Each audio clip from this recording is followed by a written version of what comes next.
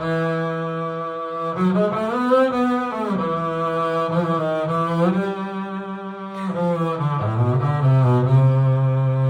everyone. Today I wanted to take a deep dive into the Bottesini Concerto Exposition. This concerto is one of the two most popular concertos played on the bass. It's probably a toss-up between this and the Kusevitsky Concerto. Most classical bass players will play this piece at some point in their career, and it is commonly asked for in auditions, in juries, and recitals, and it is also just a great piece of music. There's a lot of solo bass pieces out there that leave a lot to be desired, to say the least. I've seen some tutorial videos on YouTube of different solo pieces, but I feel like they never go quite in depth enough. When I was younger, I would have killed for a video on one of these pieces that showed me exactly what the player was doing to accomplish the sound that they were getting.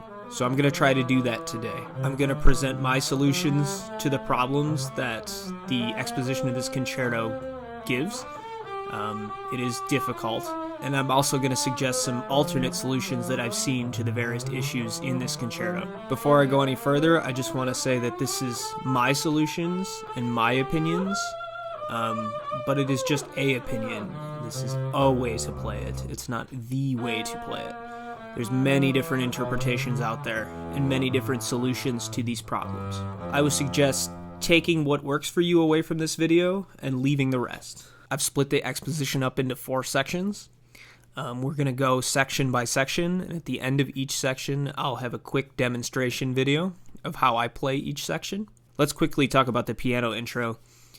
A lot of times when you're playing this in a graded situation, you're going to be asked to cut it down to just 4 bars before the bass comes in. But I really like the whole piano intro, so if you get the chance, have the pianist play the whole intro. The first section goes from measure 5 to measure 12. This is an 8-bar phrase. So the first issue that we come across is in the first 2 measures. I've seen several different fingerings work for this first figure. The first that I use, I like the best because it keeps any stretching or tension out of your hand. The second one has the ABC under a slur with 1, 2, 3. This can help the connection of all the notes. And the third is to actually start on the D string with the first finger and play that in position before shifting back to the E on the G string. I tend to like the sound better playing the whole thing on the G string, but there are advantages to playing it all in one position. You're more likely to play it in tune that way.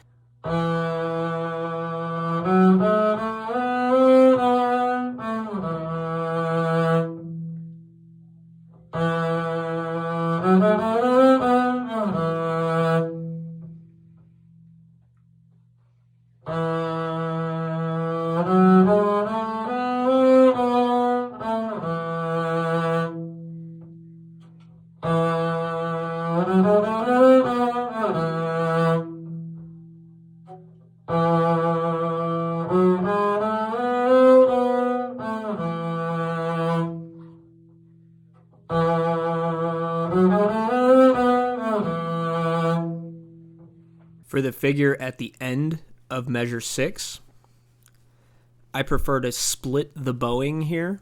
This helps to keep the volume up, and it also, at the beginning of the next measure, you land on a down bow, and it helps keep that G strong.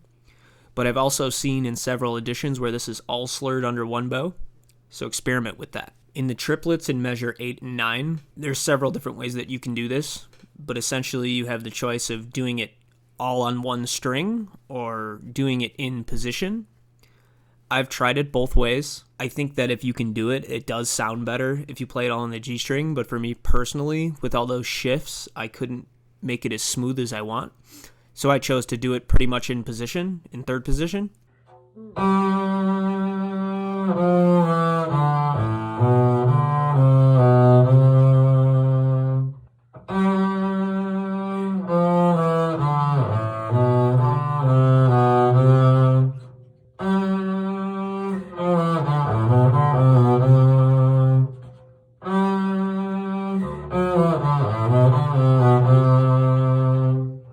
For measure 9 and 10, both of these intervals, the D sharp to the B and the C to the A, they could both be done in position without a shift, with the thumb and the third finger with a stretch.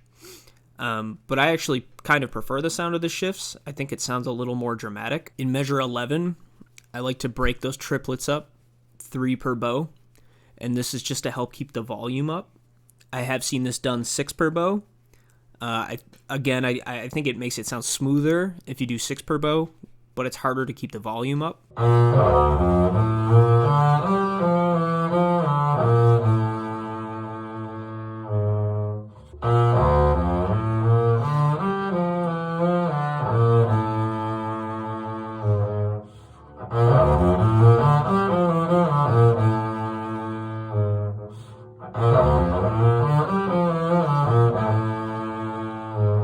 In measure 12, make sure you come away from the A to the G sharp. I have a pretty bad wolf tone on my G sharp, A flat.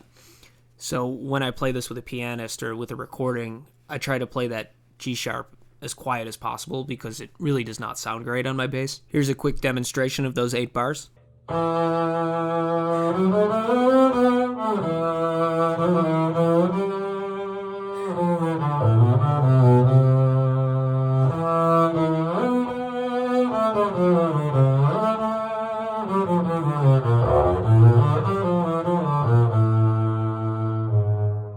The next section goes from measure 13 to measure 20. This section opens the same way as the first section, so I would recommend using whatever the fingering and bowing you decided on. Keep it consistent right here. Same with the triplet pattern. If you decided to do it all on the G string in the next 2 bars, I would do it the same way here. I find this one even more difficult to do all on 1 string, but if you can do it, I say do it.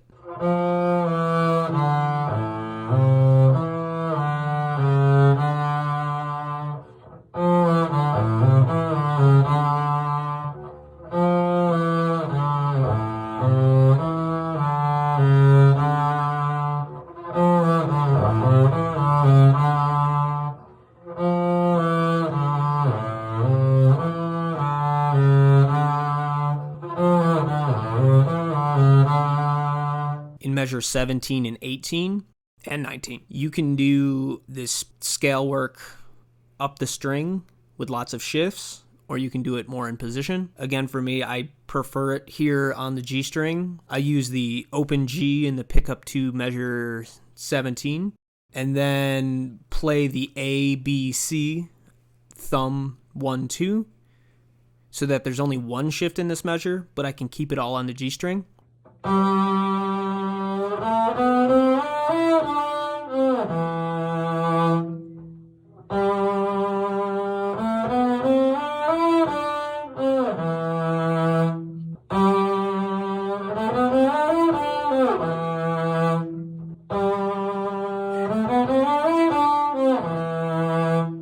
And then there's a big shift from the C down to the E.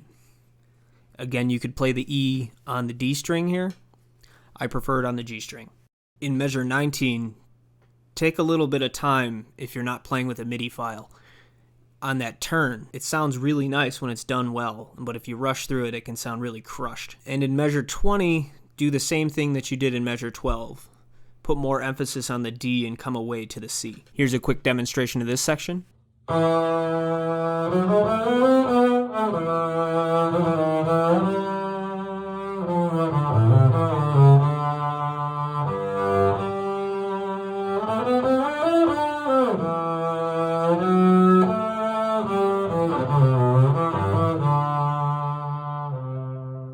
The third section begins at measure 21. Here we have theme 2 in the exposition, which means we move to a new key. I think this is one of my favorite melodies in any bass concerto, to be honest. In measure 21, I've seen 2 different fingerings that work for this scale passage. You can either shift on the thumb from F sharp to G, or you shift 3 to 1 from A to B flat.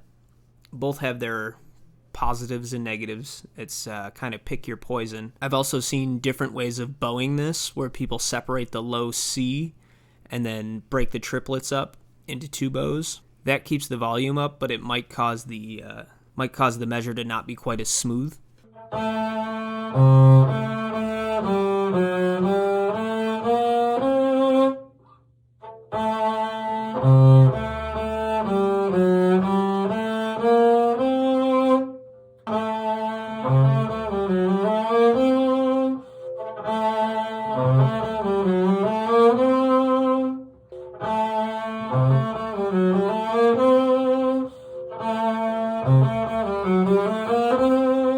In measure 22, I've seen in many editions that it is slurred between the C and the F. And depending on how you finger the measure before that, I wouldn't recommend that. I think it really makes a really nasty slide, especially if you're playing third finger on the C and third finger on the F. So I actually prefer to break that up. And then coming on the way down, I like to play groups of 2 slurs and follow the slurs with my fingering. In measure 24, I prefer to break the C up into 2 bows. I think it can sound really interesting if you decrescendo towards the third beat and then crescendo after that into the C sharp in the next measure. In measure 25 and 27, keep these grace notes in position. Don't try to shift in the middle of them, would be my recommendation.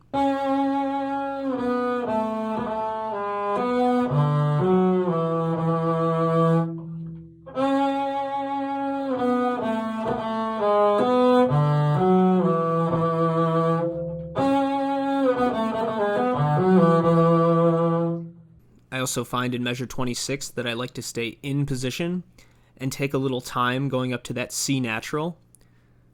And then in 27, I like to shift back down to third position to get the D, F natural, E. I just like it because it gives 2 different sounds. It makes it sound a little darker when you shift back. Take a little bit of time building up into measure 29. I prefer to do this part, the C, D, E, F, G, A, up the G string. Here's a quick demonstration of that section.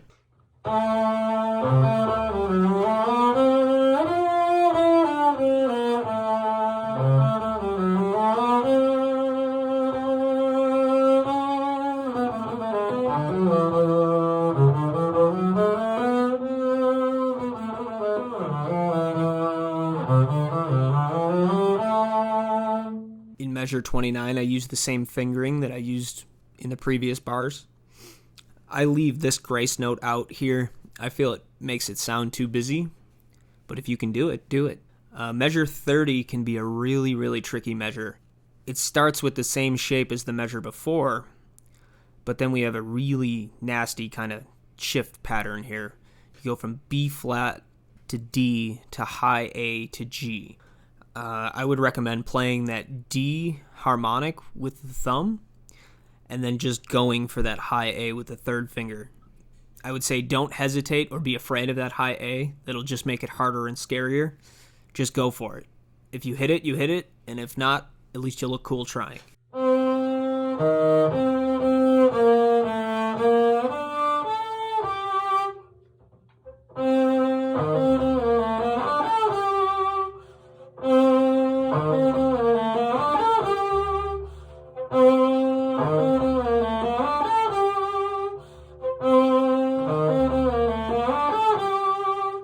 At the beginning of measure 33, I use the A harmonic on the D string and then the A harmonic on the A string to help connect that octave. And then I play in position up to the B flat. This entire run in 33 can be done on the G string, and I think it sounds really nice for those who can do it. But that means that there's going to be a really, really big shift back to first position from wherever you're playing that A on a downbeat of 33. In measure 34, I use the harmonic D on the 6th triplet of that measure to help smooth out the shift on the way up. And then I use my thumb to keep most of the rest of that in position until the end of the measure where I use the harmonic G up to the high A. My goal here is just to smooth out the line as much as possible.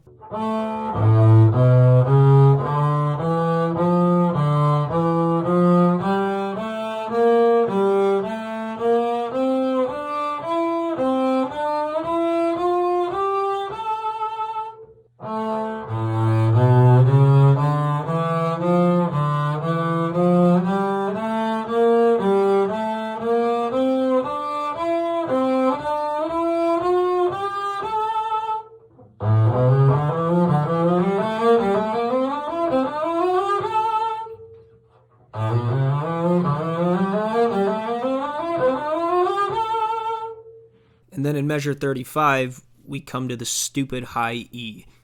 This high E was the bane of my existence for a long time when I was first learning this concerto. There are a lot of ways that you can get it, and none of them are really all that much fun. If you have a fingerboard extension, it makes it a lot easier. I have an extension on my bass, and I barely ever use it. But when I have to hit this note, I'm grateful for it. So you can play it like that if you have one. You can play it as a harmonic on the D string. You can play it as a double harmonic on the D string. And you can also play it by pulling the string to the side on the G string, past the fingerboard. And I'm sure there's some other ways to do it that I haven't thought about. For me personally, I would play it pulling the string to the side. Bottesini was known for doing that, and it also sounds really dramatic. There's a video of Rinat Abragamov doing that, and he makes it sound perfect. But this is really not easy, so I would just recommend do it whatever way that you can do it the most consistently.